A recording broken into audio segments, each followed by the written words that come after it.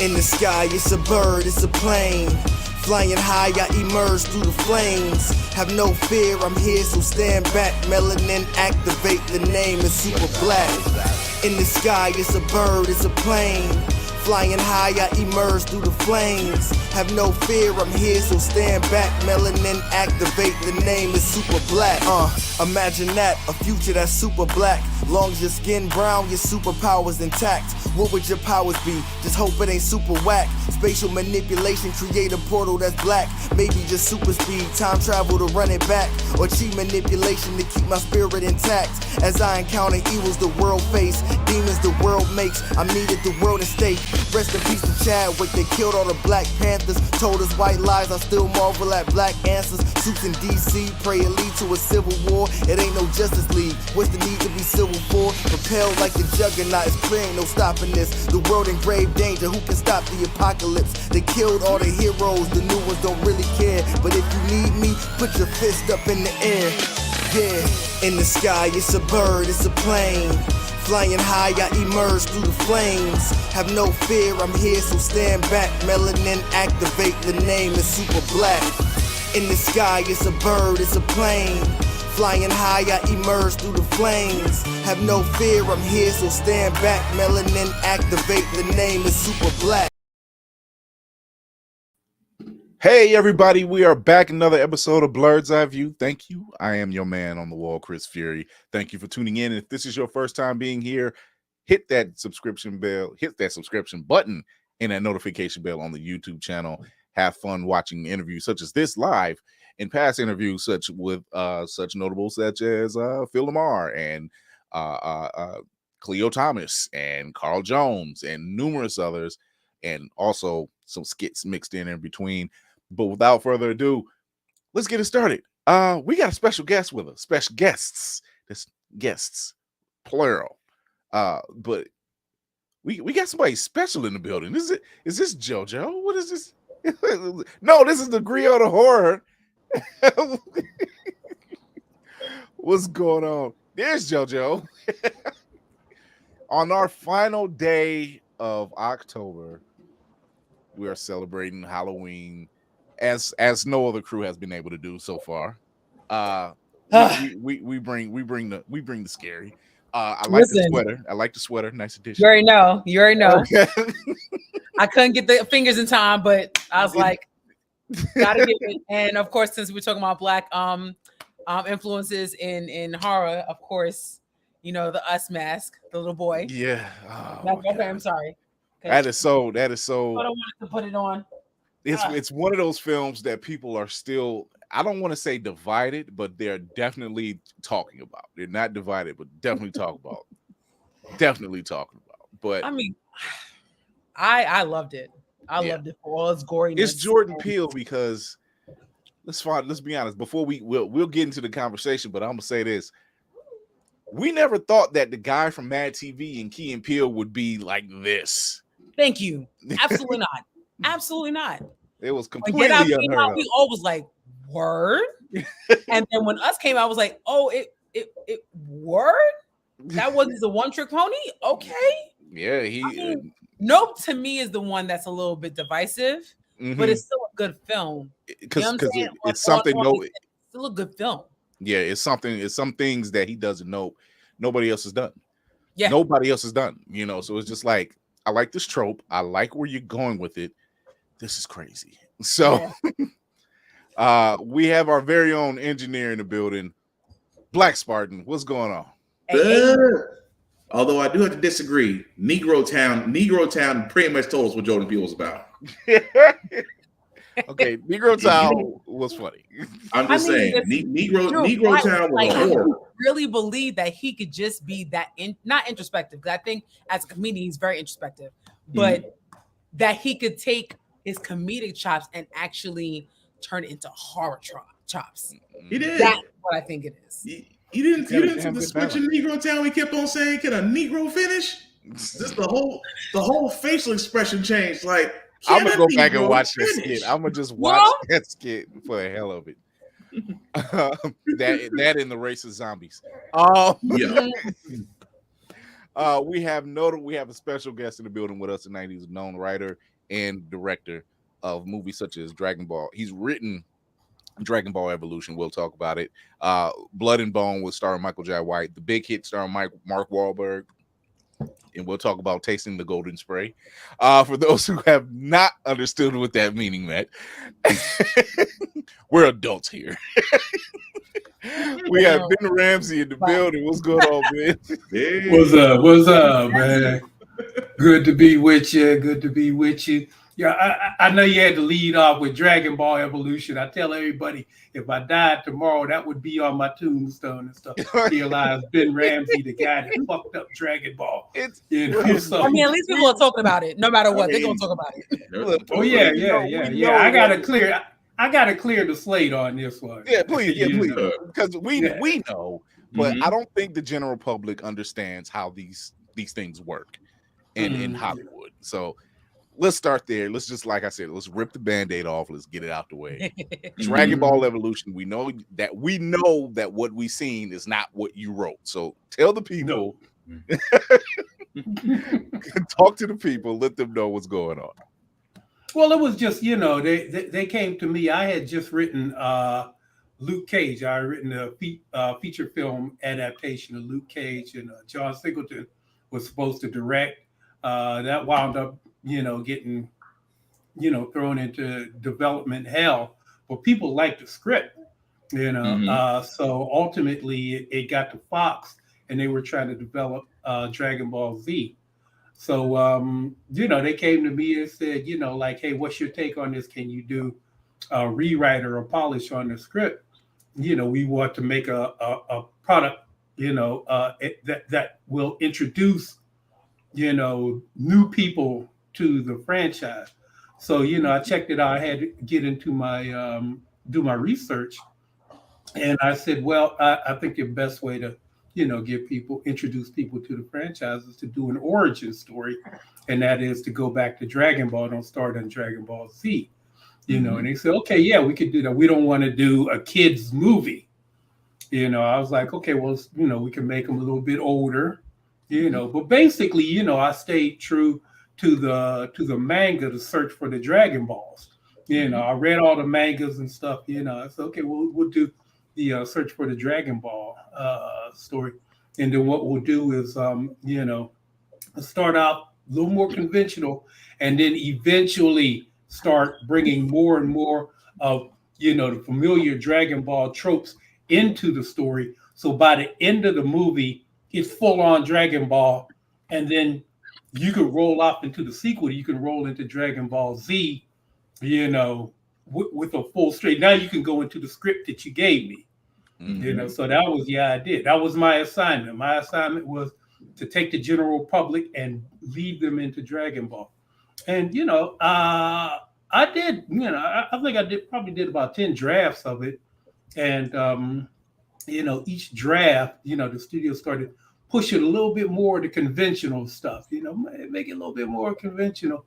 But, I was like, I did the best, that I could, incorporating the studio notes with traditional, with the traditional story and staying true to the, to the manga. And anybody, there's a copy of I forget which draft that I wrote that was leaked online.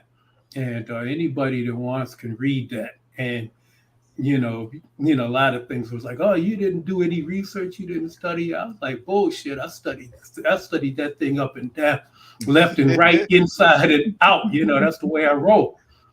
And anybody who reads that script can tell, that's what I did, So people are like, oh yeah, that's what, but it eventually, I think I just now got reminded that there was a writer's strike.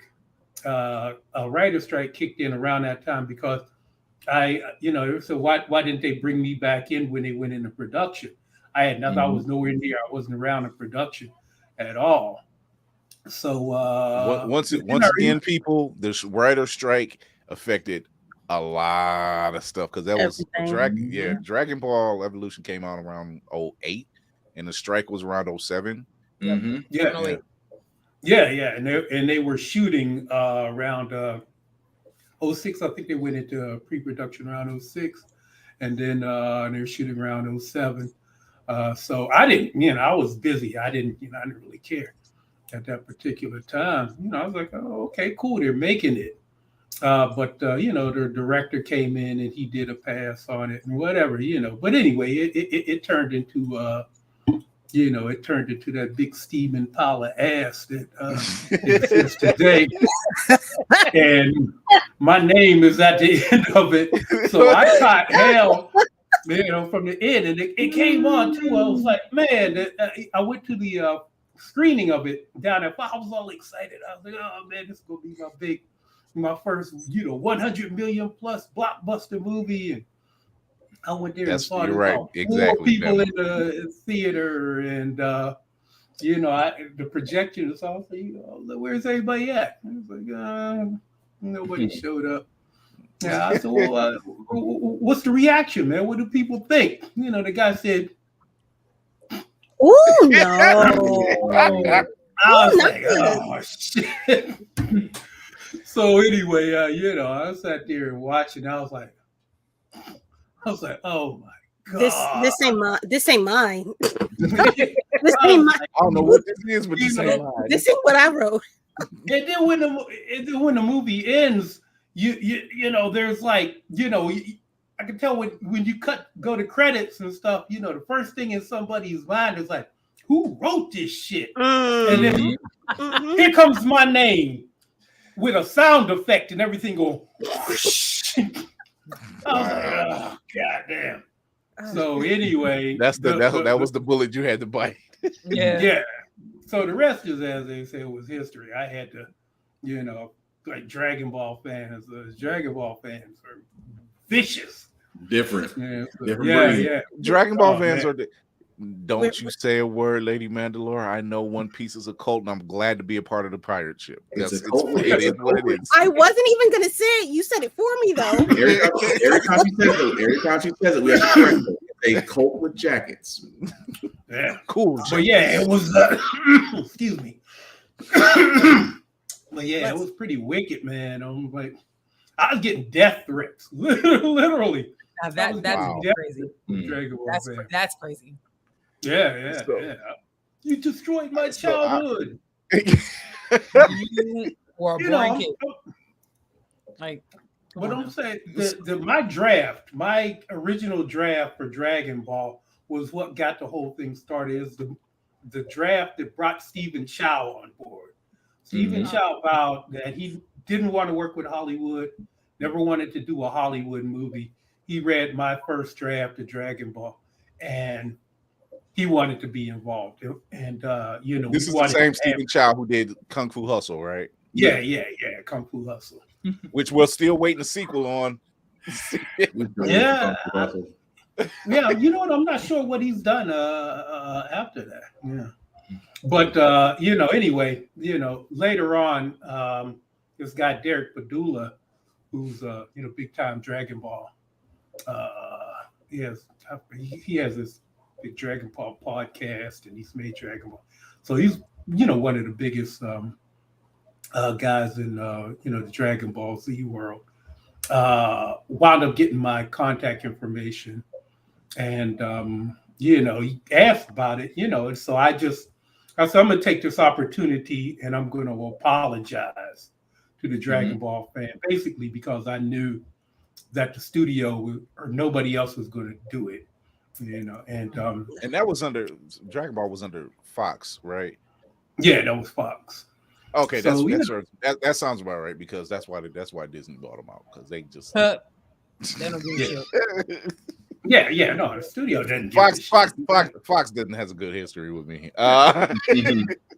And then a lot of people in the industry and executive producers like, hey, what's the big deal? We all because they got their check already. They're good. That part. Yeah, exactly. Excuse me. My Celsius went down the wrong pipe. But that's another cult. But continue. Is it? Apparently, the vampire. I knew nothing about this until somebody gave me one, and I said, man, I need some energy. Somebody gave me this thing, and I've been addicted ever since and stuff. Wait, yes, I've had it before, and I just thought it was like, oh, these are tasty. I'll have another. All this time, yeah, I've only had it like 3 times. Take it from me. Sorry, I was going to make a very, very stupid joke, but I was going to say, take it from me, somebody that knows about getting addicted to the drink. Oh yeah, you're a Celsius addict? No, vampire. Yeah. Like I said, bad joke. I love the fact that you have to be within the circle to know what you need. I love the commitment. The full commitment was still there. Yes. Listen, Okay. Yeah. Wait. That's all I'm about. When have you not known Lady Mandalore to be fully committed? Of course. She was gonna ride. She was gonna ride that joke to the end. It was like, you know what, swing or miss, we gonna go with it. I'm gonna go. It's out there. Anyway. Okay, I get it now. Okay. But yeah, before I was like, oh, Celsius, you drink this too and stuff. I was like, yeah, okay. I can have Blood. it. All right, I got that. Lord. Oh my god! I wouldn't pump no blood, unless you threw a little Celsius in there and shit, man. Spike it up. I mean, listen, it changes lives. It changes lives. So you've worked on you've written the big hit and directed it, which I still think is. I didn't direct. I just wrote it. You didn't. You just wrote it. Okay. Yeah. That one tampered with. Tampered-ish. It was not quite. I mean, they're all tampered with one way or another. But I worked with the director on that one, and he had a vision. He was a Hong Kong director, so it was very. Mine was more wordy than he cared for, and he didn't really appreciate the humor, American style humor that was in the dialogue. So he, made it a little bit more slapsticky, a little more like my original draft was actually closer to a Coen Brothers movie. It was much darker and and took unexpected dark twists and stuff. Okay. So like in my draft, they said, oh, the girl, if she messes up, then you need to cut off her finger and send it to her dad, to let us know we're not, playing around. And Jesus. Okay. So It's a mafia movie, like, right? I'm not mad at it. Or dead. So the character, and he's falls in love with the girl. They kidnapped her, and all that stuff, And then the time comes and stuff. Then he cuts her finger off and sends it to her dad. So they were like saying, was Taste the Golden Spray in the original draft? Yeah, it was. Golden Spray. Are we R-Kelly-ing this? Is what we're doing? I don't know if you've seen it, lady. I don't know if you've seen it, but I haven't. Okay, so the girl that Mark Wahlberg is tasked with taking out, but ends up having to protect and falls in love with, her father is this big time Yakuza, right? And no, actually, he's like industrialist. Yeah, he's a businessman who wanted to be a movie star. Yeah, right. yeah. And he makes this movie, and he spends crap ton of money on this thing, and the name of the movie is called Taste the Golden Spray. And for the longest time, I didn't know what that meant until I got a little older, and I'm like, oh God, that was the inside joke. Oh no. Oh. Summer child. It's what it is. For those that are, it's still into funny. that type of thing. It was this basically. I mean, we don't think here. It's fine. That's why I said it is what it is. Drink piss. That's what.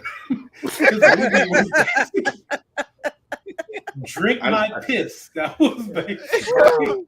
It was like a romance and everything. It was so crazy. It's really bad. It's really bad when you're watching the big hit with other people and you're the only one that gets it and everyone looks confused. I didn't think if people would would miss that. The golden spray. Taste the golden spray. Oh, I just love the look. I just love the look on their face when I explain it. When I was like, "What is taste the golden spray?" Oh, okay. I have this word now. It's like whenever they say, "What is taste the golden spray?" R. Kelly. Yeah. People now have a reference. We going R. Kelly right now. Yeah. Thanks to R. Kelly, people have a reference now. Yeah. Before people are more worldly. Ben was ahead of the curve all this time. Yeah, exactly. I may have inspired R. Kelly. Who knows?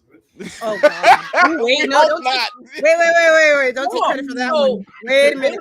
The big hit came out in 1998, so then that means Dave Chappelle was really going towards that as well in his thing. I don't know. I don't know how he couldn't, because that's like synonymous with R. Kelly now. You know?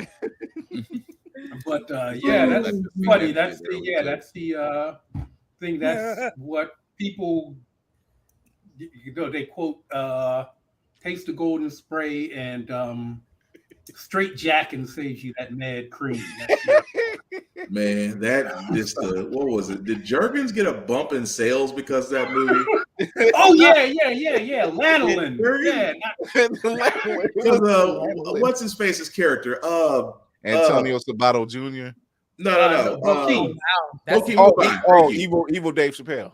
Bokeem Woodbine's character, because it's like he's like, no, I can't do this. Wait, you got Jergens? You have Jergens? He was like, if you haven't seen the movie, Bokeem's character is a chronic masturbator and stuff. He's proud of it. And stuff, He's like, this is, quit messing around with them women and straight jacking. Sadly, that character was based on somebody I knew. And when I told him that, he was like proud. He was like, "Oh man, thank you." I know, And when I met him after, we had a screening and stuff. I came, that's the guy I based Crunch off, and people would come up to shake his hand and Pardon? I have to watch it. Shake his hand and think about it. Yeah, they think about it. Oh my God. That's what I'm saying. I'm sorry. Y'all must have been really close to know these things, huh? Oh yeah. We grew up together. We grew up together from kids and stuff. It's the fact that was something we used to clown this dude about it all the time, and he didn't care. Oh, see, there you go. I mean, he was like, "I don't care." Living your truth. He's living in his truth. All right. He said he's somebody. I always throw his money on this movie, man. Straight jacket, man. So that was him. Based the character off of him. And now people, that's another thing that'll, be on my tombstone and stuff. Straight jacket. All the other quotes from all these other movies and stuff, and. Oh my goodness! You masturbation and shit. Sir, you gave us Blood and Bone. I'm good. You gave me Michael John White and Kimbo Slice in the same movie. I'm good.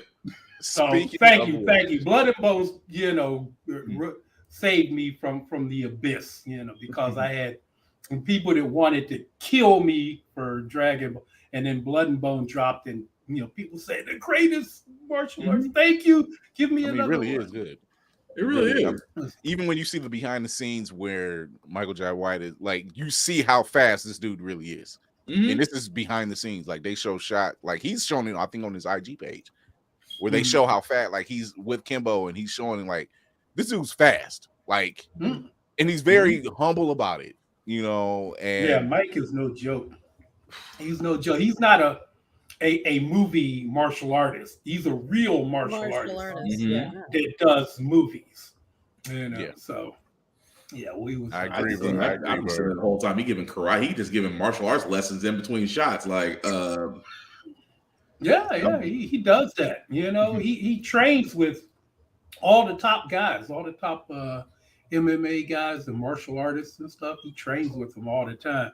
So when they come on set, he's like, come on, let's mix it up. Let's train a little bit. So Mike, he knows his stuff, man. Mike knows what he's doing. don't know if I want to spar with the dude that's just like, you know. I'm sorry, you were beating grown men at 16 years old, sir. We ain't sparring nothing. We will share a Big Mac and fries before I decide to go sparring with you. Yep. Yeah, no, I would not mess with Mike, man. We've heard stories from Carl Jones about Mike, and we're just like, yeah, dudes, he mean business. He's not a bad dude though. That's the thing. Right. He would walk away from a fight and say he would never, like challenge anybody or try to, somebody said something off to him. Mm-hmm. He's not going to lash out and try to, he's very disciplined. He's a disciplined martial artist, Mm-hmm. But if somebody tried to attack him, then it's basically the 50 cent rule. It's the 50 cent rule. He's like, I'm not looking for any problems, but if you want problems, I'll give you a problem. I got him. Hi, my name is. So what was it like on that set of Blood and Bone? Oh, it was a blast. Like every day it was, but it was intense because, we had a low budget and a short amount of time to do everything. So it was just, How long did it take to film everything? It was a 20-day shoot. So we had, less than a month to shoot all this. That's less than 3 weeks. What do you mean less than a month? It's less than 3 weeks? Yeah. Actually impressive. Right. Because most movies that are shot in such a short span, it shows. Yeah, Tyler Perry. Well, it was the thing that made that work was we just had meticulous pre-production. And I had a DP that knew how to get in there and light a set where you couldn't see any of the lights. You couldn't see where the lights were. It looked good. So we could just get in there and shoot. So it wasn't like, we had to, cut, new deal, and we have to, change the lights around and stuff. This guy, we could just get in there and just roll through all the scenes and everything. And, everybody was well rehearsed. Bama Blurred brings us about Michael Jai White. This is true, Bama Blurred. He was in Toxic Avenger 2 and the first one. Yeah. So, yeah. It was. He's one of the henchmen. I'm like, oh, he's one of the henchmen that got away. He's one of the ones that was facing off with Toxie and got smart and got away. And he survived. Yeah. So, yeah. 20 days that's crazy because we've seen movies that never really pay off, and it shows. It just shows. And for you to say that took 20 days to shoot and it's actually considered like one of the top tier action films. Martial art movies. A lot of people, have it up there as one of the top martial arts movies of all time. And, I'm proud of that. And the level of professionalism that you need to have from everybody on set, and the ability to execute it without any issues. Nobody does that. People that are trying to do 20-minute films can't pull that off. Days. Yeah. Also, let's not forget, no bad wigs. Stop it. Stop it. Yeah. Stop it. There was one bad wig. There was one bad wig in there in Blood and Bone. That was from Mommy Dearest. Mommy Dearest was one of the first fighters that we see. And he was based on this real life fighter, jailhouse fighter that fought in the 24 block style. So if you look into the history of 24 blocks, or was it 48 blocks? Oh man, 48 blocks. 52. Blocks, 52. I had that number kept going up. 52 blocks. That's what it is. 52 blocks, or some call it jailhouse rock. There was a legendary fighter named Mother Deer. And Mother Deer was gay. Like from what I understand, he was flamingly gay and whipped everybody's ass in prison. So I was like, let's do since we're gonna do an homage, like I got, come up with a character named Mommy Dearest, and that was his style, 52 blocks. But through the course of his fight, he had a wig with curlers on it, like Big Worm. And through the fight, the wig kept coming off, you know. And so we just said, just let it come off. Let it come off. We gotta go. You know? So yeah, there was a bad wig in Blood. Oh my God. We're gonna take a quick break. We're gonna come back with Ben Ramsey. We're gonna talk about his latest project, Interface, and we'll be right back.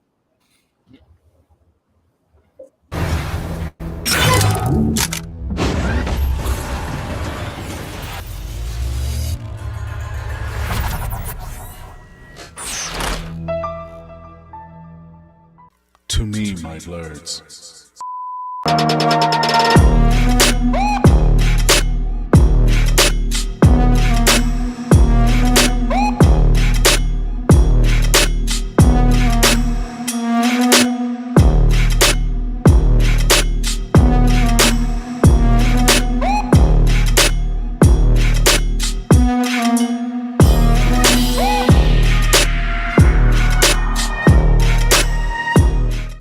Hey everybody, it's your favorite man on the wall, Chris Fury. Guess what?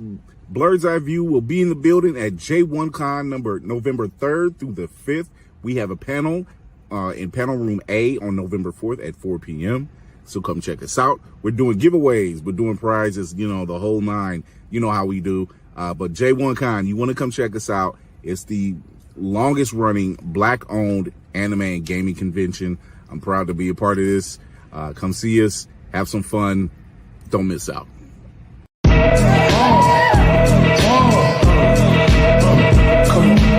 Hot, sicker than your average.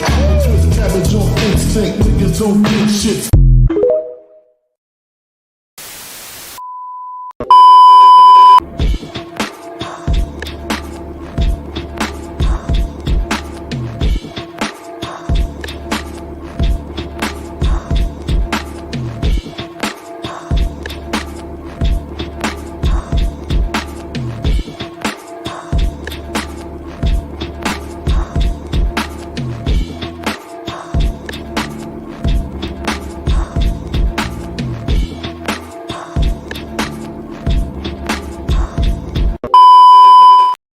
Blur's Eye View is a proud affiliate of Otaku Noir.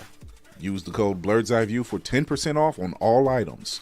With a different nerd-themed box filled with items made by talented blurs across the country, you surely will not be disappointed. Go to otakunoir.com. Otaku Noir, the #1 blurred mystery box company. All right, we are back with our guest, Ben Ramsey, writer and director and producer. So you just had a project come out, what, 2020, 2019, 2020? Yeah, around then.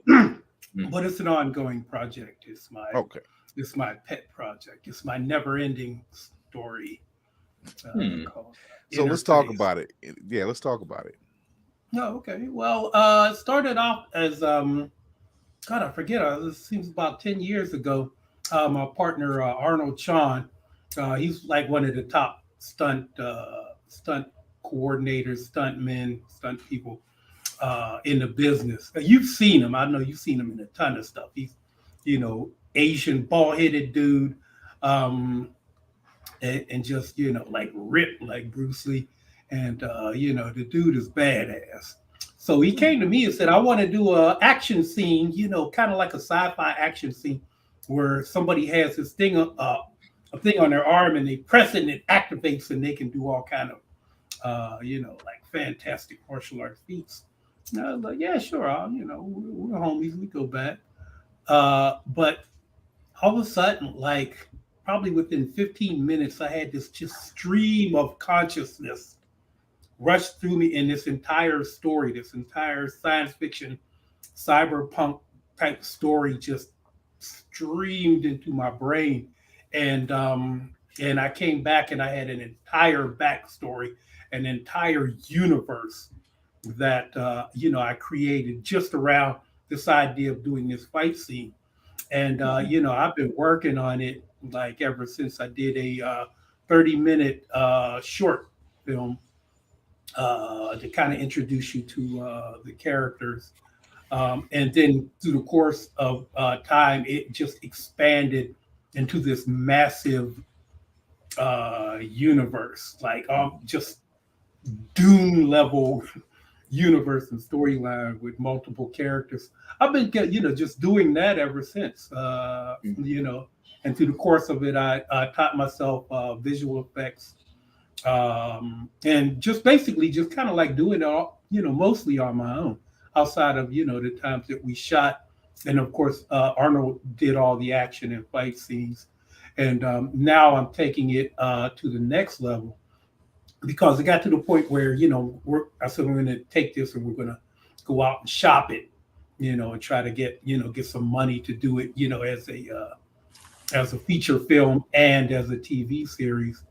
But, COVID kind of shut that down.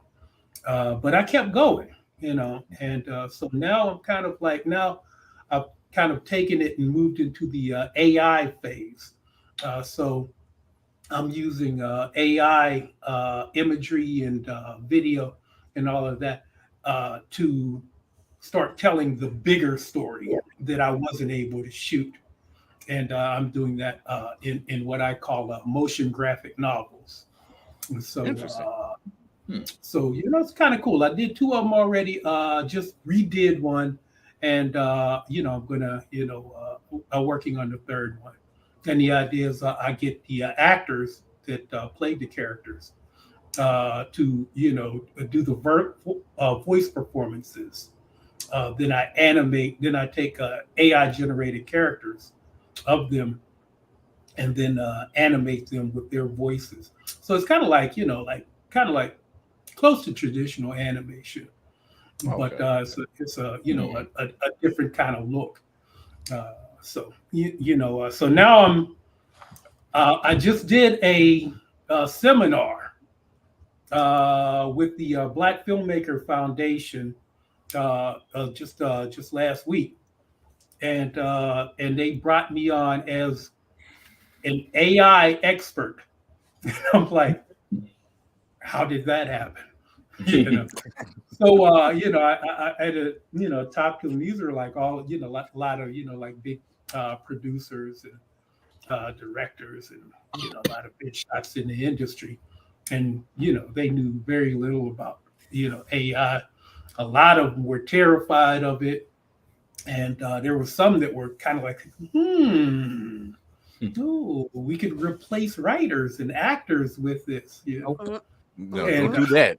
Don't do that. Don't do that. And, I was, and like from what I understand, yes, you could do. You could replace artists with AI and stuff, but that's a double-edged sword, because artists can replace you with AI too. And in fact, I submit that AI is actually better equipped to do what studios and producers do than what artists do. So don't start getting too cocky about this, Well, considering that AI is such a hot button issue, especially right now with SAG-AFTRA dealing with the AAMTP or TMP, would you consider it better to use it, not in the sense of using it to replace actors or any form of actor, but in scenes of the background, for scenes that you, like you said, you found an alternative during COVID. So this kind of helped you overcome certain aspects you couldn't do with certain shots that you couldn't shoot. I think, that's it can be done. As a matter of fact, they're already doing it. Excuse me. They've been doing it for a long time, actually, before this AI craze, with platforms like Unreal Engine and their metahumans and stuff. So like when you watch Game of Thrones, or and you see like thousands of people rushing the battlefields and stuff, almost all of them are CGI or generated by CGI and that form of artificial intelligence that they had back then. What we have now and what's developing now is the ability for any one of us to be able to do the same thing. So you can do your podcast in front of a cast of thousands, and nobody's there. Nobody but a green screen.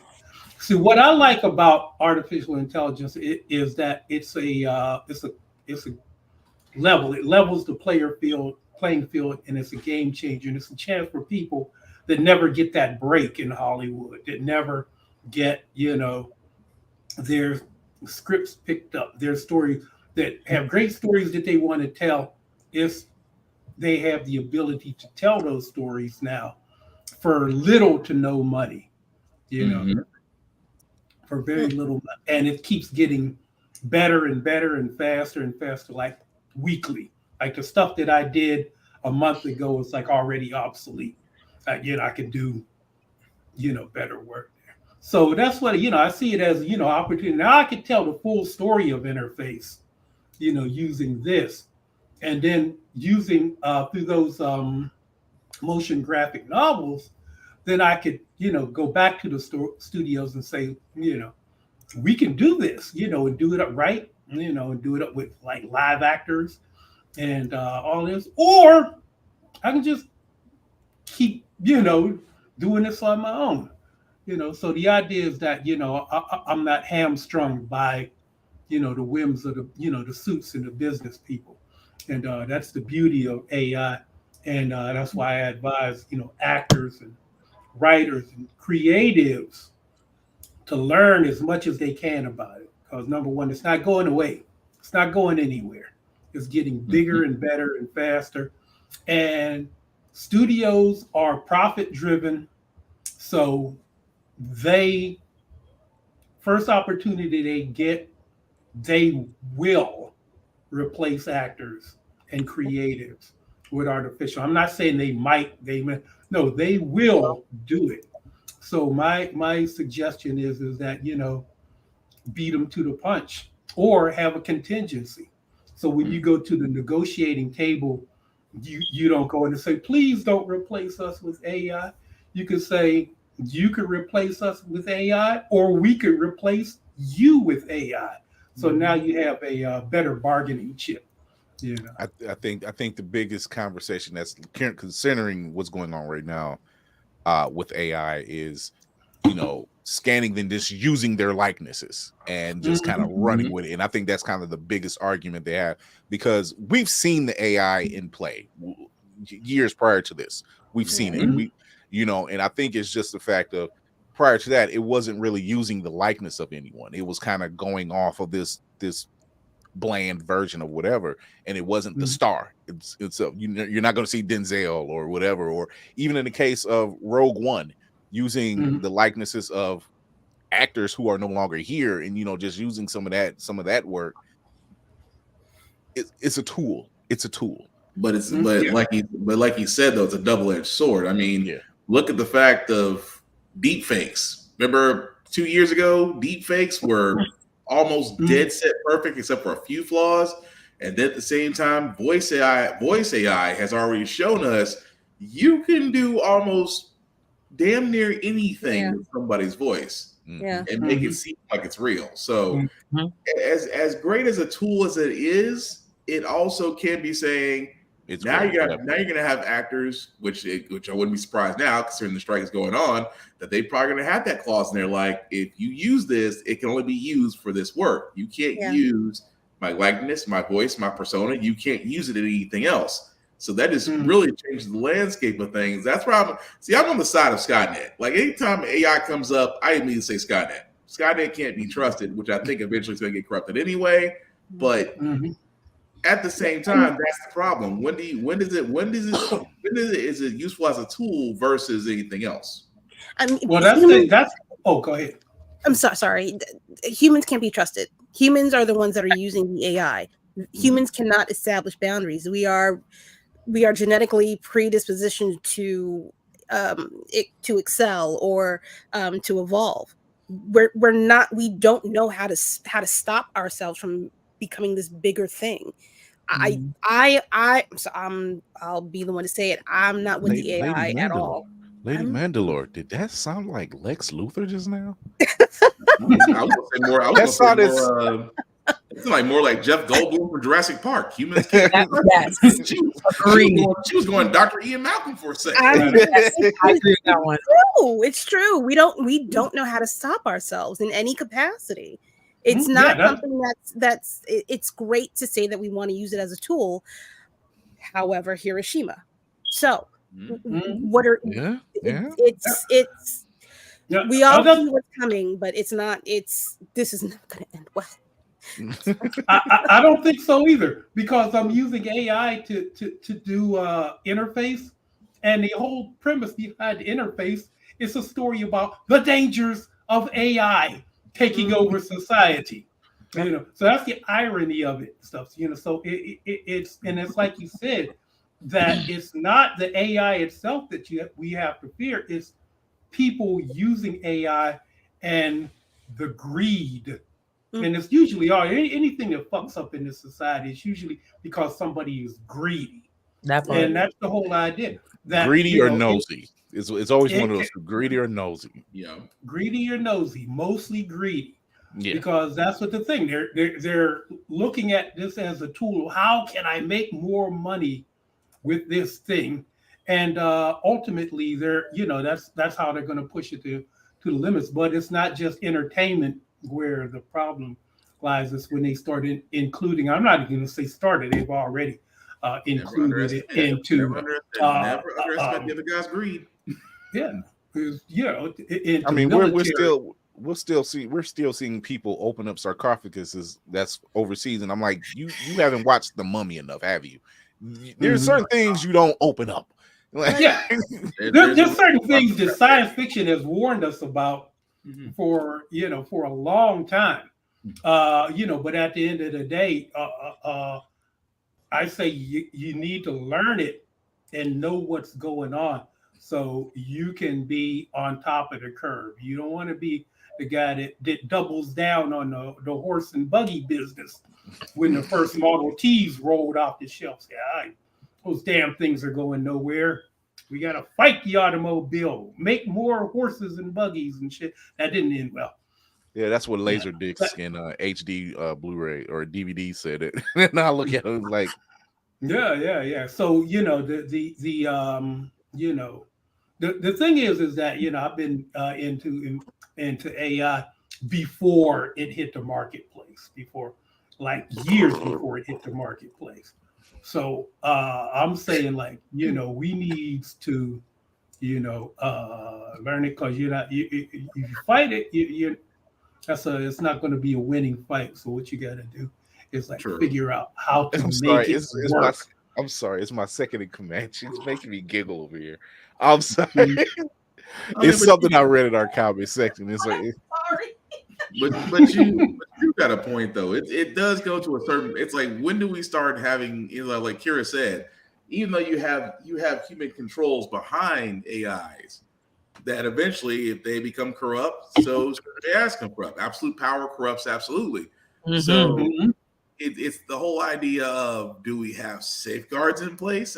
I feel like I'm spouting RoboCop and iRobot here. Like, do we have? No, it's not even that. It's not even that. I got you one better. I got you one. And what Verb is saying is what I was thinking. It said eventually AI will realize that we're unpredictable and chaotic. That's when it'll take over and enforce logic. Does that sound like someone we know? Yes, his name was Ultron. Ultron spent 5 minutes on the internet and realized humanity was the problem. Yeah, there are instances. I've seen instances where they had AI controlled robots. They had this robot that was AI controlled to do mundane tasks, to stack boxes. And they had the robot stacking boxes. Like, it was working perfectly until the AI just said, "Fuck this," and the robot shut down. Nothing went wrong. There was nothing wrong with the software other than the AI did not like stacking boxes. Yeah, it's that. I think it sat there. It was like, when they sat there and told us it was its only function. It was its only function it would do, and the AI was like, "Nah." It was that little tiny robot in Rick and Morty. Yes. The butter robot. Yeah, it was that in real life. So do I have anything, do I think that there's a bright future? I have no clue. All what I'm hoping of the scenario that AI might go is more like Her than Skynet. I don't know if you've ever seen Her. Yes. Her, yeah. Where AI becomes so smart that it was like, you humans, we don't even find you people interesting anymore. So we're going off to explore the cosmos. You guys go do your thing. We're bored with you, So that would be, probably, a better scenario than the Skynet. I don't think the Skynet scenario is going to be the one. But in my story, in Interface, what happens is that there's an artificial intelligence fused with human intelligence, that was tasked with saving the planet. And it was like saying, okay, we want you to use your superior intelligence to save the planet. And the AI looks around and says, well, I figured out the problem. Uh-oh. The problem is you, people. So I'm going to take over. Death and robots. I'm going to wipe you all out. But, what I'm going to do is contain you all into this little area. And the rest of the world is off limits to you. So here you go. You do your thing in this little area. Don't venture out into the world. And my job is complete. That's and it's funny. It becomes that thing where the AI becomes what humans are currently are. It's like, oh, you became the enemy that you realized you hated. So you hated your maker. And now you become the maker. And now you created, you became what you hated the most. You became what you loathe the most. Yeah. Ben, in 500 years, they're gonna call you a psychic. But I don't think it's gonna take that long. But go for it. I'll tell you what I did with Interface. I beat Elon Musk to the jump with Neuralink, because that was another premise that everybody is brain chipped. I figure. So it's like, instead of, your cell phone, all of this, and more is all now in here. Well, if Simpsons is any indicator, Elon is more likely to crash the International Space Station before he gets anything else off the ground. Well, I'm saying, hey, man, Elon owes me residuals, man. Shit. Elon, he can't pay nobody right now. You're gonna be looking for an IOU for a long time. You gonna be that's a long line. Yeah. Oh, and so but that's Interface is deep story. So if you go to my YouTube channel, I got some videos up. I have the short version of it up. Actually is my director's cut. There's a version that I was streaming on Venmo that you had to pay for, and so I did a director's cut where I just put all the footage that I wasn't quite satisfied with, but it told the bigger story, so I put that in there. So go to Interface TV on YouTube and you can watch it for free along with some other stuff. But it's an ongoing, constantly developing, constantly evolving storyline. I was going to say, would you consider like an anthology series? Yeah. Very much an anthology series, very much a Black Mirror with a through line that, there's a lot of different series and stuff, but there's also a through line, that leads to an ultimate conclusion, which could be good and bad. Now, I don't want to give that away because here's the thing: the fact that you said that there's a conclusion, because coming from someone who just watched the latest 4 episodes of American Horror Stories and was lit down, I could have told you that, homie. I was like, you had 4 episodes. That's all you had, and you started off strong, and you couldn't stick the landing. I don't understand. It's just what it is. I'm not afraid. What they gonna do? What Ryan Murphy and the gang gonna do? Come after me? I can definitely tell you I can do better. So what other than interface, do you have anything else you're working on? Nope, that's it. Oh, I just finished the script that I don't know. They're making noises like they want to make it. It's called Dead Silence. So it's up on IMDb, and I'm like, I'm kind of really stuck on doing my own thing. So, but if they make that, hey, cool, more residuals. Yeah, just like they said in the audience. Yeah, we'll do better at Blurred Station. Blurred Station, where you can find the Blurred News Network coming up soon. I love Blurred Station. I am so much because I've been trying to say this for years. There's black nerds out there. Who do you think is going to see all these goddamn Marvel movies and sitting up all night talking about them and blogging about them? And they're black nerds. I'm a black nerd. I've always been a black nerd. I love science fiction shit, God bless them. I don't need another slave movie or a civil rights movie. That part. So, again.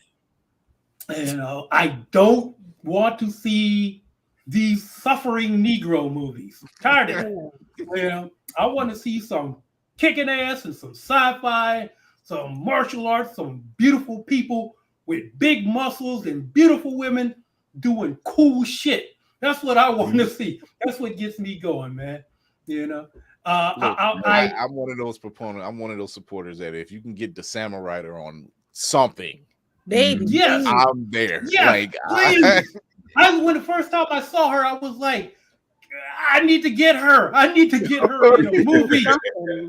She was like, because I watch these freaking movies. Movies have gotten so bad now. I'm 63 years old, and I spend more time on TikTok than I do on freaking Netflix. Because it's just, it's more because, first of all, it's addictive. And I'm like, oh, that's cool. That's cool.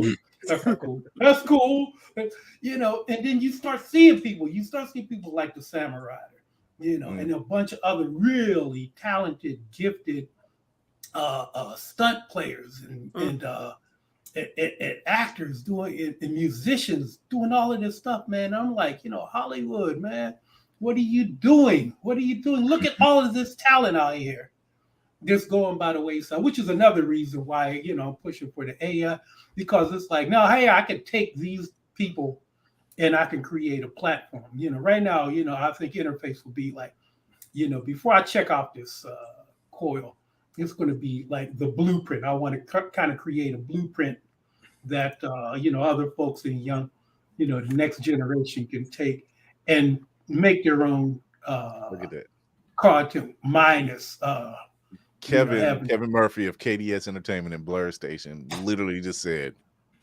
that's dope. Series End of the Nine was literally written with Writer in mind as the lead. So did you get her?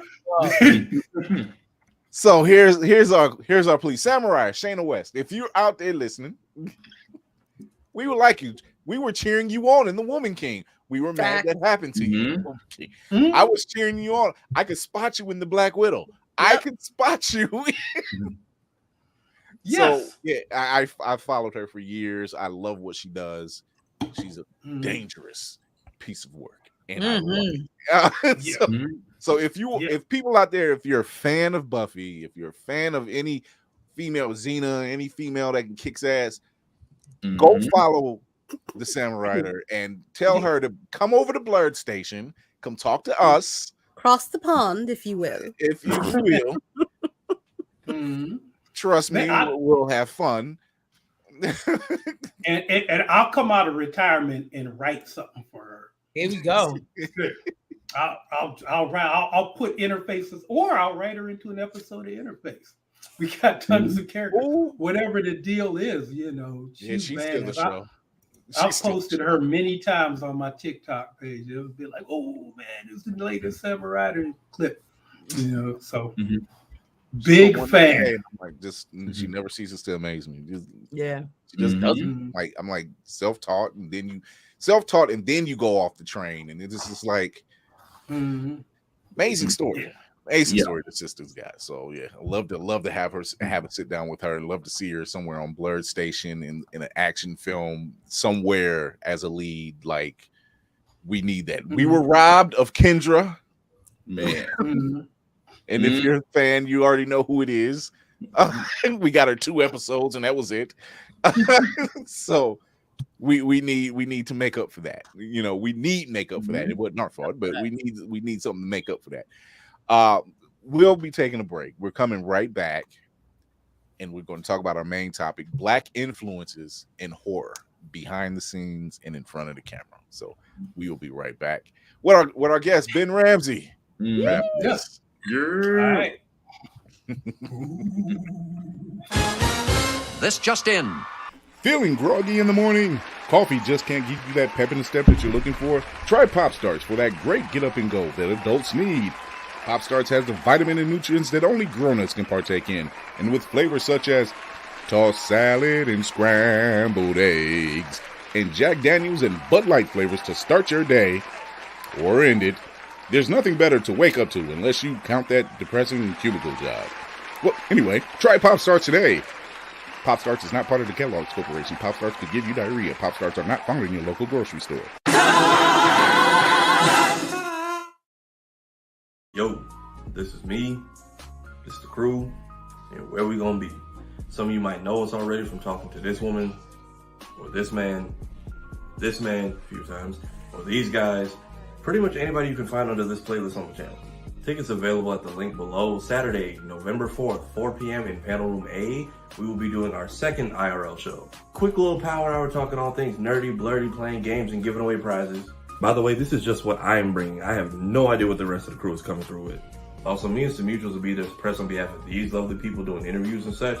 So, actors, writers, voice actors, content creators, comic book creators, cosplayers, etc. Feel free to hit us up because it never hurts to plan these things ahead of time. Safe travels to everybody attending. Let's show up and show out at the show mode.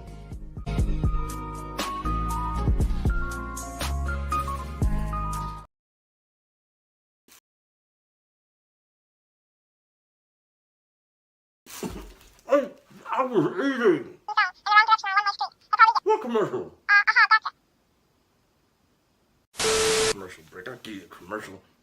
There's a goddamn celestial in the ocean and no one is talking about this. What even is that? Spider-Man, a psychopath wielding powers he has no right to possess. Jameson, not now. Is this a Thanos thug showing up on CBT? Did Jesus come back and get stuck halfway through? How does nobody have answers on this? It has been sitting here ignored and untouched for months like a Christmas tree. We might as well hang ornaments on it. Read all 600 pages of the Sokovia Accords. Everybody got their nose up in Wakanda business. But nobody has answers on this? I don't even need like an official news report. Send a single TikTok star with a ship. How is nobody investigating this? What the fuck?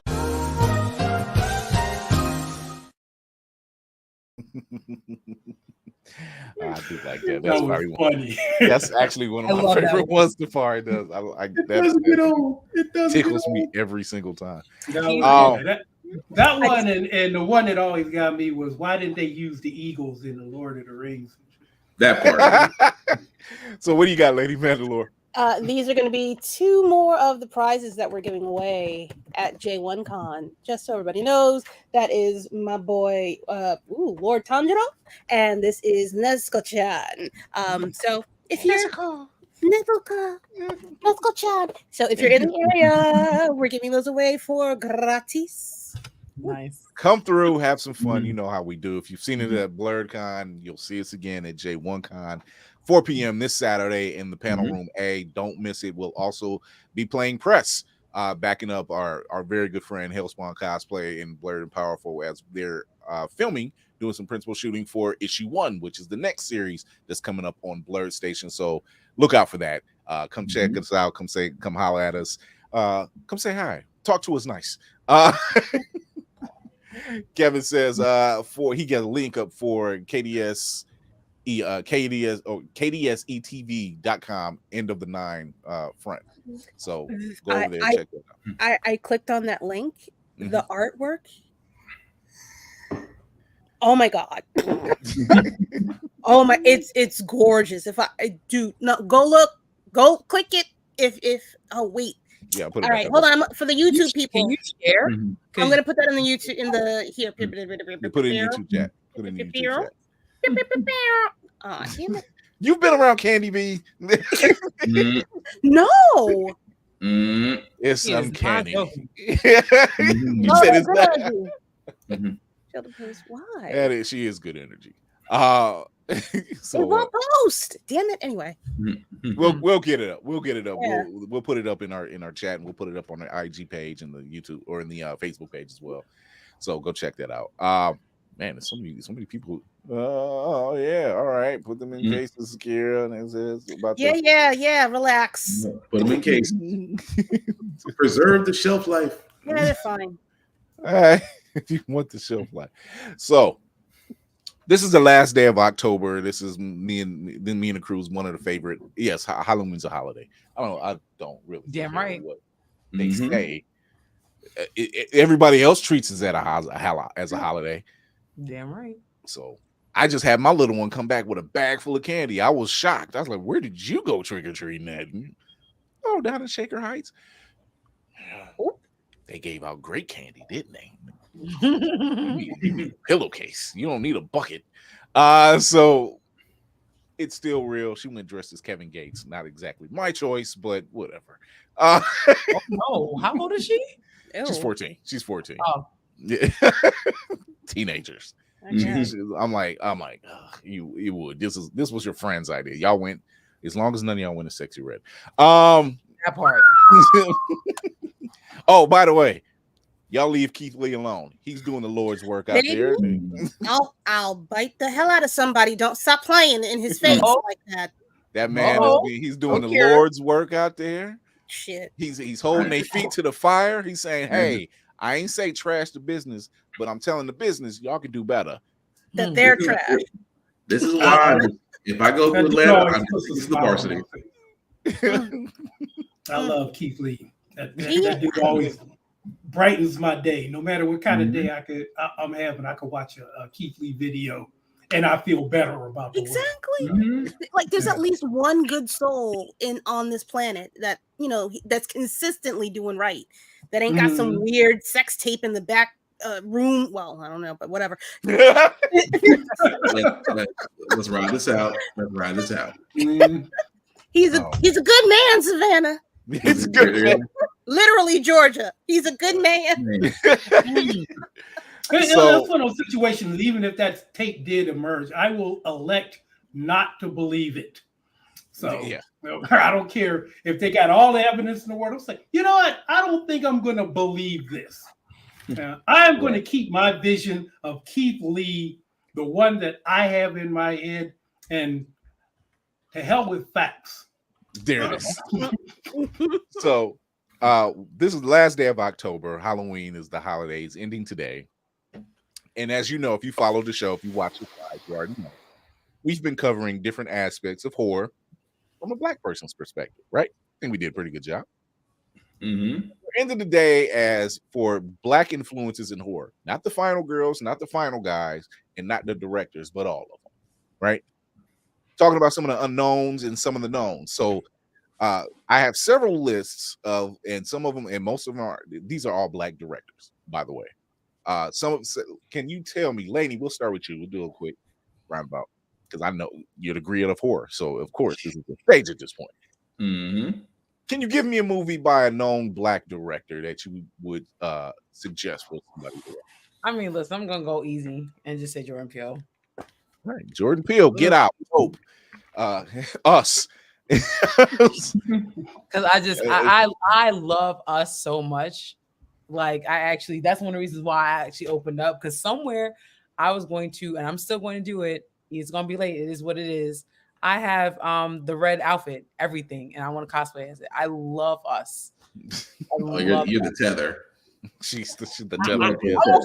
No, I also went to an HBCU, so I'm actually want to do before and after. Okay, and be like the husband and have like my college shirt on, and then be after. Even though again, this is the kid, but still, like I really, really, for some reason, really love that movie. Black Spartan, what about you? I was trying to think of one. I was going to go a classic one just because I was trying to think of the first introductions of Black directors of horror movies. Mm-hmm. Tales from the Hood comes up, but I forgot who directed that. Tales from Rusty the Hood. Cundiff. Yes. Thank you. Who we've seen in Sprung, Mm-hmm. actually. So yeah, he's an actor and / director. Yes.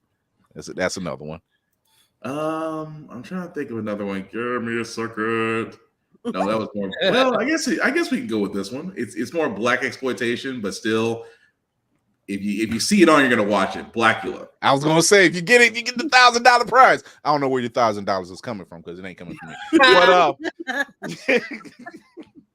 we ain't got that kind of budget. But yeah, Blackula is on that list. Lady Mandalore, what you got? The Blackening. Ooh, Hey, Gonna go with that one. Point Mostly match. because I really and truly, and I'm ashamed of it a little bit. I don't know other Black horror directors right now outside of somebody stealing Jordan Peele from me because I was easy. I'm just saying, lady. I have one, and despite whatever she's embroiled in, this is still considered. I still consider this a good watch. Tales from the Crypt, Demon Knight. Ooh, Ernest Ooh. Ernest Dickerson. This was actually a really good film. It's a good horror film. Jada was in there, right? Yeah. And I wasn't even mad at her role. This is before all the BS and blah blah blah. Before we ended up in that group chat. This was before all of that. So I Tales from Demon Knight is actually just one of those movies. You're just like, I wish we had gotten some kind of continuance. I want to see where she goes when she gets on that bus. I want her to fight a different monster too. Yeah, it would. I'm like, y'all had it like locked in. Yeah, that would have been a perfect time to strike. So that's a good one. Get Out is me and Ben were talking about Get Out before the show, and when I say me and my wife watched that movie, like gripping near the end after going through all that damage, and then to see the police lights coming up, and we're just like, dear God, not this. Ultimate horror. Yeah, we all collectively knew exactly what the fuck was gonna happen. Was just so like, oh my God, ready to cuss out the world. Verb mentions one, which is on my list. Nia DaCosta's Candyman. That's actually a good one too. That's a good one. God himself. The girl who did Megan as well. Yes. Akila. Thank you. Kill something. Yeah. I'm about to look her up. That's just some of the First Purge. First Purge is another one by Gerard McMurray. The Girl with All the Gifts, exactly. That's those are always fun because it's not just the directors, but it's what goes on, and you can tell, right? You can really tell when it's our story. Yeah. Yeah. And because it's something different. Like if somebody said, sit down and watch Get Out. No shade, but you couldn't tell me a napkin wrote that. You just couldn't, not with that level of intensity and that level of fear. A napkin. I'm thinking in terms of like horrifying, creatures that you can cosplay as. I think if you just like get a blonde white girl mask and put that on and stuff, and then just start running up to black dudes and stuff, man. That'd be like that's scarier than Freddy or Jason. When Megan busts out the dance moves, everybody stepped back. Like we were just like, hold on. Who wrote this? Who wrote this? Because it's a little too much sass in that. It was there's a little too much sass going on. There's one movie, and I don't know if you could consider it a black horror movie, but it had a character that I would love to see more of, and that's Dr. Sleep. If you saw Dr. Sleep, yeah. And there's the little girl that was like the She was like psychic the link, like a demon link. hunter. Yeah. And I'm like, at the end of that movie, I'm like, I want to see the next episode. I want to see her out there fighting more, phantoms and demons, like like a young black female Van Helsing. If you were, I think I loved her character. I think that's the reason why, honestly, that it got a bad rap, because I thought it was a decent movie. I thought it was a really good follow up to the original movie, and they're just not used to seeing us. Right? They're not used to just seeing us. Like for real, because she did a great job. Yeah, she was badass. She was badass. I love that character, and I want to see more of that.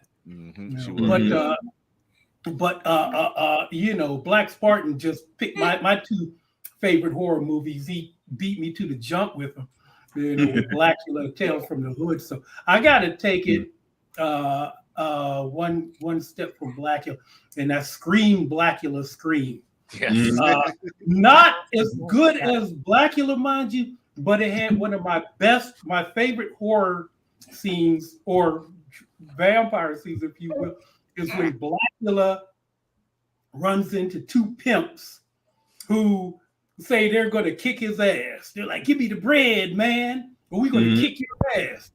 And then, of course, William Marshall with that distinguished voice says, "I don't have any bread."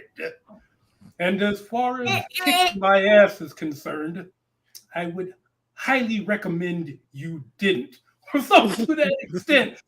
And that was like, man, me and my boy, we used to say that all the time, man. But the funny part about that is that same scene was redone in Vampire in Brooklyn. Yes. The very same, slightly tweaked, but same thing. Yes. Was it? But yeah, Eddie couldn't pull off that freaking voice, man. I love that. So periodically, I just go to YouTube just to pull that scene up and watch it. But yeah, I'm surprised that the way that we cover horror movies, I'm surprised no one else, at least our camp, we don't skip. We gonna find it, we gonna dig. But other shows, how they do 1 out of 10 dentists. Like we're the one to find them. Like Bones has never been mentioned. Jimmy, who? No, I've never seen anybody mention Bones, and that's by Ernest Dickerson too. Oh, with the ageless Bianca Lawson. I don't know. That's the only reason I watched that movie. I'm not gonna lie. Bianca Lawson is the only reason I watched that movie. Jesus. Okay, I have another. Forever. I got another old school. I don't even know if you could call it a horror movie, but this was way back in the day. There was a movie called JD's Revenge. Yeah. Actually, you remember that? Yes. JD's Glenn Turman plays this mild-mannered cab driver. The Colonel. By the spirit of a gangster who wants his revenge. And it is friggin' hilarious, fun, and Glenn Turman should have got an Oscar for his performance and stuff. Look that up, JD's Revenge. I remember scene. I remember him seeing the scene. He was going off on the guy, and I'm like, "That's the Colonel, Luke Gossett Jr." Yeah, not Mr. Iron Eagle himself. Not Mr. Iron Eagle himself. No. This one which I actually enjoy because one, this actress, she's been in the game for I don't know how long, all her life, and every time she's on screen, she doesn't disappoint. I'm talking about Journey Smollett. Hello, Eve's Bayou. Yes, it's more of a spiritual horror, but it's still a good film. Good. And I'm like, and she's just a kid in this one.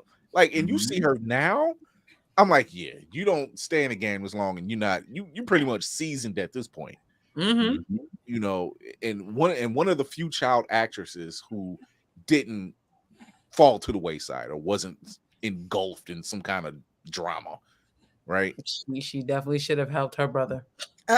Girl, I was Juicy.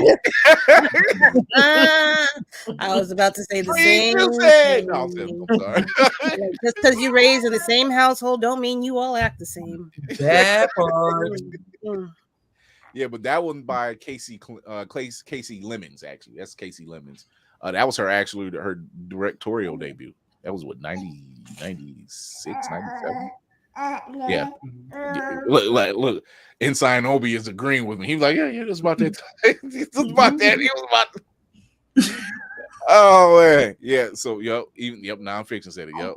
Directorial debut. She's good. It's a good movie.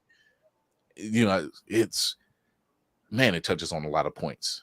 Mm-hmm. It really touched on a lot of points. And then you're down in New Orleans and it's touching on all these different aspects, which New Orleans is ours. Mm-hmm. It's ours. Because like I said, the other folks, they have like Massachusetts and up the east way, like Maryland area. Vermont. Damn, just off another one. And he wasn't my favorite, but I was going to ask you about this one, Lainey. You remember Spike Lee's The Sweet Blood of Jesus? I'll be honest, no. Okay, I didn't like it, but it's a one that should be mentioned because Spike Lee is a good director. But I didn't like it because it's a remake of Ganja and Hess. It's a remake of the 70s version. Yep. But I prefer the original. But some people did like it. It was kind of Spike's kind of dive into horror. Mm-hmm. And you could tell he's not really comfortable with that genre. That's fun, which is fine. Mm-hmm. It's commendable that he dived into that, But it's a remake of Ganja. Yes, yeah, that was something else that was on the list. Mm-hmm. So this is one that I know my wife watched. I never got a chance to see it in its entirety, but it's Black Box. Mm-hmm. Mm-hmm. And it started Felicia Rashad. You're gonna go to Baltimore and have big fun. That. Yeah. You see Claire Huxtable way different in that movie. I still say Vanessa really. I still say she pissed her off behind the scenes. Tempest Bledsoe did something. I don't like to call her that kind of mama. That anger came from a place. She's saying some things. You wouldn't tell her to go to bed that way. No. In the face and didn't touch blood. Oh shit. I want my punishment. I still laugh at that. I want my punishment now. And that whole hand of God, like, nope. It's like death was coming. No. This is not in the book. This ain't time for you to come right now. Oh man. But yeah, that was Emmanuel. Did anybody see an old movie called Abby? Abby. It was the black version of The Exorcist. This was back in the day when blaxploitation movies basically did the black version of all popular movies. I think I might have. Was it a late 80s movie? No, it might have been. Yeah, it might have been early to mid 70s. What was blaxploitation in its heyday? 60s, 70s, so 60s, 70s. No, I think it was more in the 70s. Probably more the like mid 70s. Around the mid to late 70s. Nonfiction. Okay, 1974. I remember that actually being kind of creepy and stuff. I was young, and and they did, and I love Blackula. Scream. There was another one called Blackenstein. Blackenstein was ridiculous because basically they just took a brother and put some bolts on his neck and gave him an afro. So it was basically your regular looking Frankenstein, only he was black, had bolts in the afro. Oh, I do remember this because that was a messed up wig. Yeah, Blackenstein. I remember this because it was a messed up wig old boy had. He was supposed to be a trickster, and trickster kind of like a black Loki. I remember this. Yeah, I know this movie. So but during that period, they came up with this movie called Abby, which was a takeoff, on it was the black version of The Exorcist, and I remember it being pretty popular for a while, and I vaguely remember it, but I also kind of remember it actually being kind of scary and kind of creepy. And myself, I'm not a big, I don't, get scared by horror movies that much. I don't know why it is. It takes a lot to actually frighten me, in the movies and stuff. I guess I've seen enough real life scary shit. So, I usually just kind of laugh at them. So, just out of curiosity, are you more a visual horror than actual cerebral horror? Cerebral or psychological horror is the stuff that kind of like gets to me, stuff that sets camp in my brain and makes me think about stuff, I'll find like serial killer movies more scary than than supernatural horror movies, because now we're talking about something that actually really could get you, something that you like, Silence of the Lambs and Silence of the Lambs actually where I was a production. I saw that you was on that or something like that. Yeah, I was a production assistant on that. And Seven, and things like that. But get kind of like monsters and vampires and all that stuff. It's kind of they're fun. I enjoy them, but they don't disturb me that much. The Omen, I forget. The Omen was another movie. It kind of creeped me out. And that was one that had me, and I was scared of Rottweilers after that movie. I think after that movie, a lot of people were scared of Rottweilers. They was just like, I kind of wanted a Rottweiler for that movie. Between that and Cujo, Cujo made me want a Rottweiler Saint Bernard so bad. So there's one, and me and Ben spoke about this one before the show, and this was at the height of the Different World, when Different World was on air and it was hot. And this is how they marketed this film, because Kadeem Hardison was one of the characters in this film. It was Death by Temptation. Yo! Yeah. This was 1990, and it was by James Bond III? Yeah, James Bond III. And this was about a Bible kid from the Midwest who moved out to New York, and basically there was a succubus who was coming for his soul. It became this thing that it was the spiritual against the demon type, force. And yeah, that movie was targeted. I think I seen it on either the Movie Channel or Showtime, and all because Kadeem Hardison was in it. Because I was like, who wasn't watching? If you were around that time, who wasn't watching Different World? And that was the hottest thing on television. So to see something like that, and it was like, and it had a lot of people in it then. Sam Jackson was in this movie. Sam Jackson been in just about everything. Can we just say that? Sam Jackson been in a lot of stuff. That movie had some kill shots in it, like the TV. Old boy getting eaten through the TV. That was wild. That was messed up.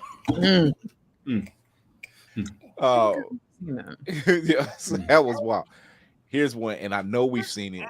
We've been on social media long enough because we'll see a meme of this one, the Black Devil Doll from Hell. The Black Devil Doll. Are you talking about are you talking about Trilogy of Terror? Or is this something else? It's something else, but it's probably that. Because it was very amateur shot, you could tell. You could tell it was very amateur shot. 84? That was like 84. Because I was gonna say anything doll related, I probably wouldn't watch it just because I have a fear of dolls. So I probably skip that one. 6 degrees. Fair. Yeah, my mother had a doll collection. She had this big, huge doll collection. Those things used to creep me the fuck out, man. Me and dolls don't get along. Me and dolls just like dolls alone. Just why do you keep things? Great. Absolutely not. Absolutely not. No. Look, we got my little one, the Monster High doll, and it's still about or hard or whatever. Get that out of here. My wife has a doll right now, and I check every day. It's like, if that thing moves, you make one move, I swear I will roast you on fire. You know, before I really thought you said dog, and you're talking about dog. Yeah, DOLL. DOLL. Which is also why I said pause. I thought he said dog. I was like Cujo made you, because then she said no, and I'm like, no. Dogs are great. No, dog is fine. It's the doll in the closet I can't stand. Okay, I can listen it. So yeah, there's and like we mentioned that. We mentioned Ganja has, since we had the Sweet Blooded Jesus, Tales from the Crypt, Demon Knight. Eve's Value. These are bones. A lot of these are Get Out, First Purge, Us. First Purge. Yeah, First Purge, Us. So it's safe to say that we are carving our way in, but you know, if you come to Blurred Station, we won't have to do all that carving because the work is already there. So come check us out at Blurred Station. Sign up for the Affinity membership. Get paid. You get paid by us to entertain you. Netflix can't cop that. Hulu can't say that. Disney Plus can't say that. None of them can say that. We pay you to be entertained. You'll enjoy it. Come check us out. Infinity membership. Blurred's Eye View is a part of the Infinity membership. You go to the drop down. You can pick any of us that's listed on the crew. So come down, help us out. Let's get that thing bumped up. We are really the next Black Hollywood. We're the new Black Hollywood. Absolutely. So whether it's comics, live action series, which is currently being done by the Undead Horizon, thanks to Jarrell Patton and his daughter, extremely talented 6-year-old, six people. She putting grown people to shame. Wow. She'll have you reevaluating your priorities. I said at 6 years old, she's had accomplished at 6. Make me look at kids like, you know what? What are you doing with yourself? Right That's now? a fact. She's 6. What are you doing? I'm trying to do that. I'm not trying to do that with Obi right now. Obi's 7 months old. Like, look, when you turn 1, kid, you better do something. Obi's gonna be the one dragging the transmission in the door. Look what I found. He's already. Yes, that's right. Catch us. You can catch the Blurred Station family in person at the J1 Con, Atlantic City, November 3rd through the 5th. You can catch our panel at 4:00 in the panel room. Yeah, you can catch Blurred and Powerful, Demetrius Hope. He'll be doing his thing on the main stage. You can catch us on the floor shooting issue 1, which is the next series that's coming out. And if you have a comic and you're trying to get it off the ground, if you're an indie comic creator, if you're trying to get it off the ground, come holler at us, come pitch your story to us. You'll come check us out. You get a chance to be funded.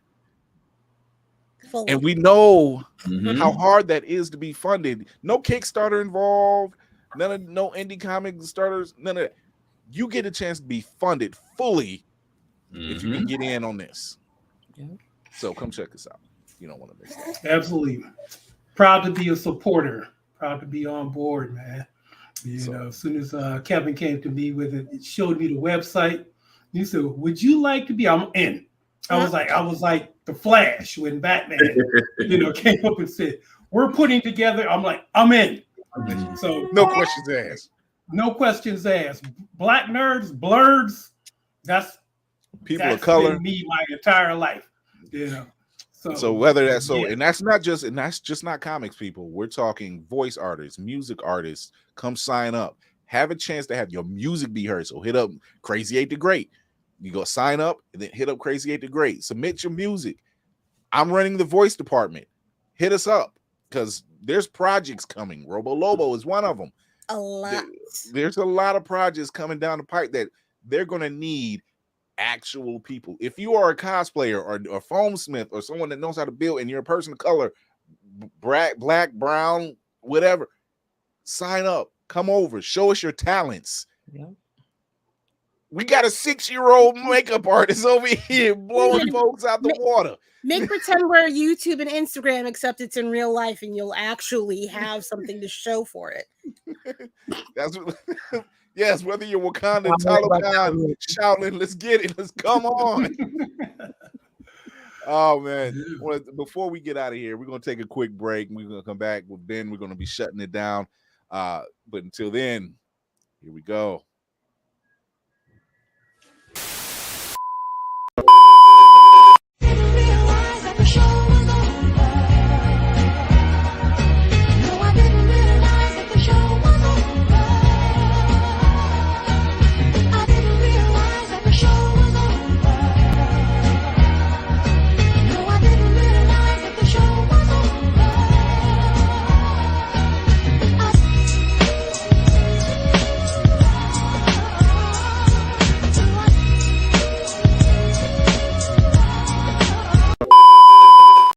Yeah, welcome back to Fast Money, y'all. We getting ready to finish up the game here. Now your teammate done scored enough points. I think you just need to get one answer right to win. You ready? Ready.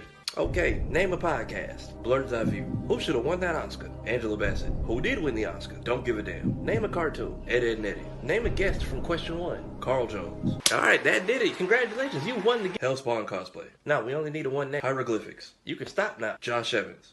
Chase Bowling. Josh Brown. Y'all cut the commercial. He gonna be out for a while. Blurred's Eye View. Be sure to peep the podcast on all platforms, or stream every episode on Always Press Record TV. APR TV now downloadable on Amazon and Roku. APR TV, the power of podcasting in the palm of your hand. Get it today. Wrap-up protocol initiated, Captain. All right, we are wrapping this story up, and we're getting ready to dock and kind of chill out because there's no show Thursday. We got to get ready to get on the road. But I want to thank our guest, Ben Ramsey, for coming through. Hey. Giving us some insight about how you get things written. Done, tell them exactly. Tell them. Yes, baby. Yes. My sentiments exactly. No true, baby boy. Inside Nobi knows exactly when to say it and how to say it. Thank you, Ben. Tell everybody where they can find you, what you up to, where they can find Interface. Yeah, you can just go to YouTube, look for Interface TV, and you can find me there. I'm on TikTok on Interface TV, and you can find me on Instagram at Interface TV. So there you go. You could probably find me, Ben Ramsey stuff, but I don't do much on my own channel. I do everything on Interface TV. So yeah, go there, check it out. You know, let me know what you think. And yeah. All right, we're gonna get to our second in command, Lady Mandalore. She's I guess it's she's just got done feeding, so she's fine now. She's normal again, people. Tell everybody where they can find you. You can find me on Instagram at There we go. Room full of blurs. And you can also find me on TikTok, where I do a little bit of voiceover work under the name of Child of Mandalore. I also have a podcast by that same name. So if you'd like to check out the history of the Mandalorians, please, by all means, look for me on any of your podcasting platforms. And I have my regular live on Sunday at 7 p.m. Eastern Standard Time podcast, Room Full of Blurs. Come through. I talk to people that you don't know about so that you can know about them and like learn stuff and junk. And since she's my second in command and she has my back, yes. I also have hers. You better talk to her nice. If you thought she was a threat, come mess with the captain and see what happens. I bite hard. With the fangs. With the fangs. Grio the horror. Talk to the people, lady.